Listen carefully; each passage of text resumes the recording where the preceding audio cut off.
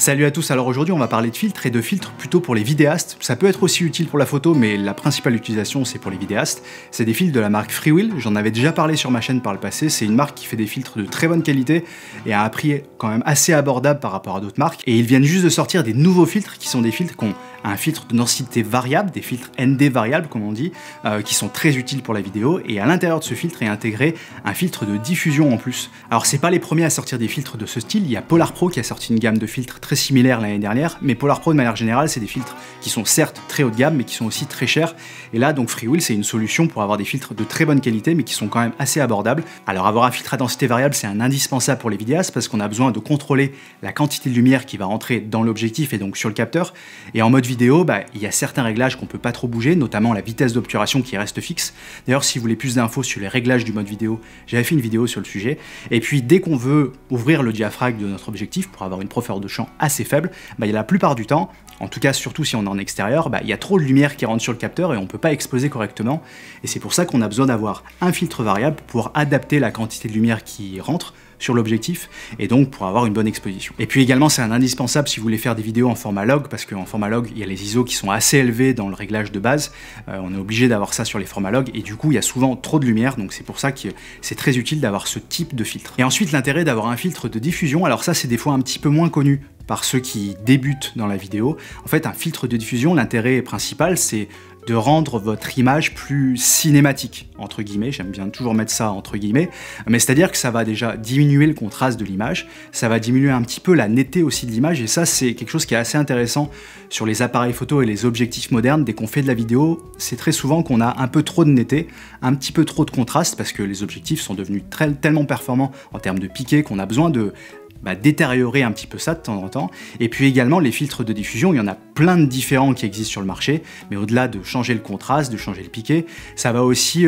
créer une sorte de halo dans les hautes lumières, c'est-à-dire que ça va diffuser un petit peu plus la lumière, d'où le terme filtre de diffusion, et en fait dans les lumières qui sont assez violentes, ça va créer une sorte de halo lumineux, et ça permet de se rapprocher un tout petit peu du look que vous pouvez avoir au cinéma et que vous pouvez voir sur vos films. La plupart du temps sur les films, vous pouvez voir que dès qu'il y a une ampoule qui est visible ou un néon, la lumière est un peu diffuse, il y a une sorte de halo lumineux qui se crée, et ça donne un look du coup qui est très cinématique. Et les filtres de diffusion, la plupart du temps, ça va surtout intervenir sur la partie haute du spectre, donc les hautes lumières, et souvent c'est assez utile aussi sur les visages.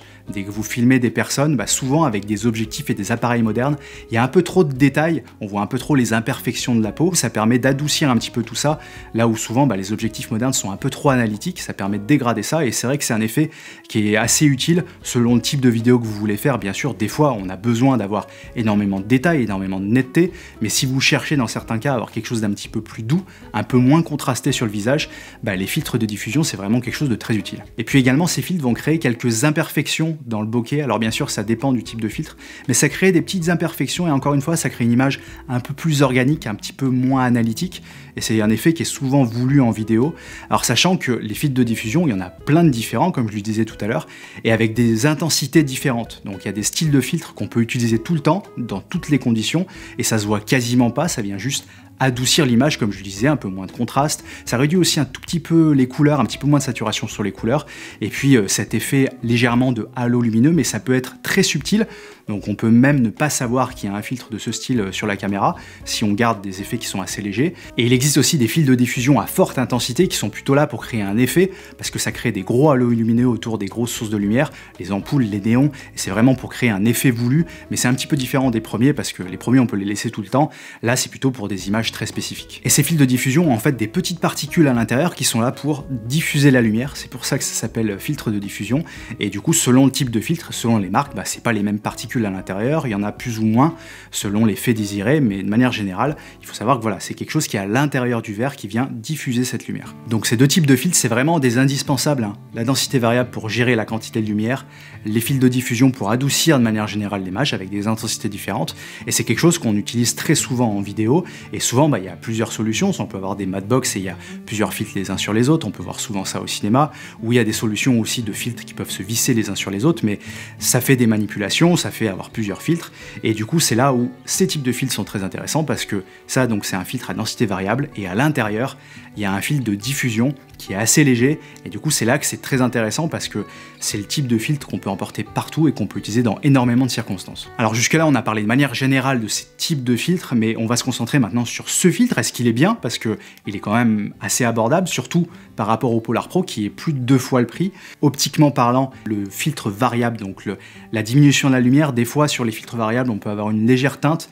Alors j'ai pas comparé, fait des essais entre plusieurs filtres, j'ai pas vu de grosse différence. Peut-être qu'il y a une légère teinte verte, mais qui est très subtile. Et puis dans tous les cas, si on a besoin de corriger ça, c'est un slider hein, sur Premiere Pro, donc ça prend juste 1 seconde s'il y a une légère correction à faire.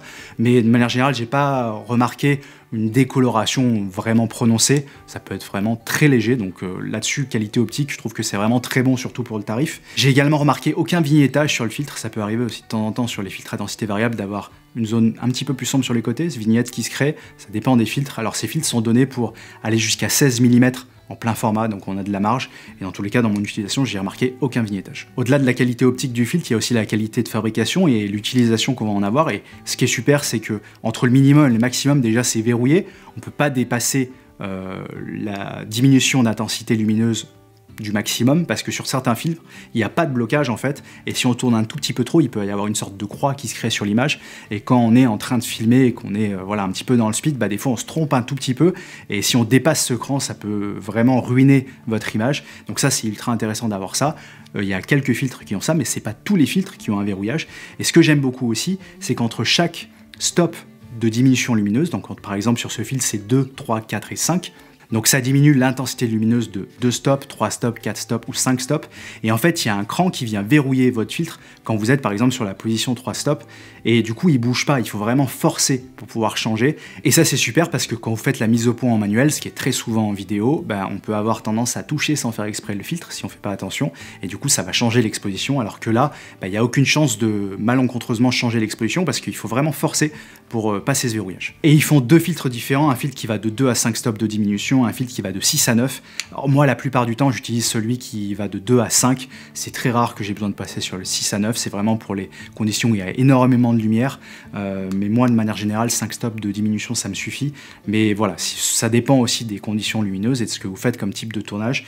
Mais si vous devez en choisir qu'un seul de filtre à densité variable, je vous conseille plutôt de partir sur le 2 et 5 parce que c'est celui qu'on utilise le plus souvent. Maintenant, parlons de la partie diffusion qui est à l'intérieur du filtre. Et en fait, on va le comparer avec le seul autre filtre de diffusion que j'ai. En fait, moi, j'ai un Tiffen Black Promist. C'est un filtre qui est très connu hein, dans la vidéo, le Black Promist. Il y a plusieurs intensités chez eux. Moi, j'ai une intensité moyenne, une intensité d'1/4. Il existe 1/8 et 1/2. Il existe aussi plein d'autres choses chez Tiffen, mais c'est une intensité moyenne et c'est quelque chose que j'utilise pas tout le temps. C'est pour avoir un léger effet, mais ça reste utilisable quand même sur la plupart des images parce que c'est pas trop perceptible. Je vais le mettre d'ailleurs pour vous montrer ce que ça donne. Donc là, c'est avec le Black Promist à 1/4. Donc comme vous pouvez le voir, ça crée un petit effet. Il y a une petite ampoule ici sur le côté. Ça crée un petit peu de diffusion légèrement. Je vous mets aussi quelques exemples pour mieux voir sur des lumières un petit peu plus violentes, sur le bokeh également, ce que ça fait. Mais là, c'est un léger effet, mais c'est utilisable de manière générale. Je l'ai pas mal utilisé en extérieur, ça fonctionne super quand il y a beaucoup de soleil. Donc voilà, c'est une diffusion, on va dire, moyenne. Et maintenant, ce qu'on va faire, c'est qu'on va passer sur le freewheel. Donc là, j'ai mis le freewheel réglé à 2 stops, puis bien sûr, j'ai monté les ISO pour pouvoir compenser la différence d'exposition. Et donc, vous pouvez voir que ça fait une diffusion un petit peu plus légère. C'est vraiment le type de diffusion qu'on peut utiliser sur toutes les images qu'on fait, si on aime ce type d'effet, hein, bien sûr, mais c'est très léger, très subtil, et honnêtement, du coup, c'est bien que ça soit intégré à un filtre ND. Alors, le seul inconvénient, je trouve, de ce filtre, c'est qu'on puisse pas dissocier les deux, c'est un petit peu dommage. Je trouve que Freewheel n'est pas fait quelque chose qui puisse se dissocier, mais bon, ils proposent les 2 filtres séparément, donc je comprends pourquoi ils ont voulu intégrer ça dans le même verre pour pouvoir réduire les coûts et du coup avoir un filtre qui coûte un petit peu moins cher. Vous pouvez voir là par exemple que sur ce néon, ça crée une légère diffusion qui est ultra sympa. Alors c'est moins prononcé que le Mist 1/4 que j'ai, mais ça crée quand même un petit effet intéressant. Puis également sur le bokeh, ça crée des petites imperfections qui sont assez intéressantes, et du coup on a plus l'impression d'avoir un objectif un petit peu plus vieux, un petit peu plus vintage que l'objectif qui est utilisé actuellement. Et comme vous pouvez le voir, c'est vraiment une diffusion légère, ça diminue un tout petit peu le contraste, et j'ai envie de dire c'est juste ce qu'il faut, je trouve que c'est très bien calibré.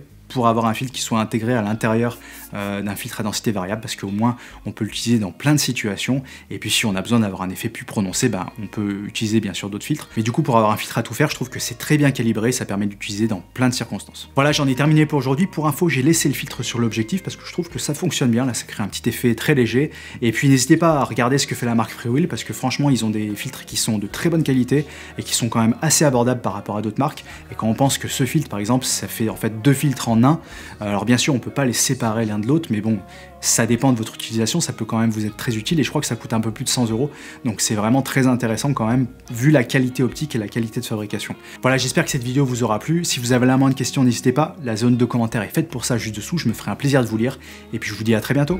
Salut.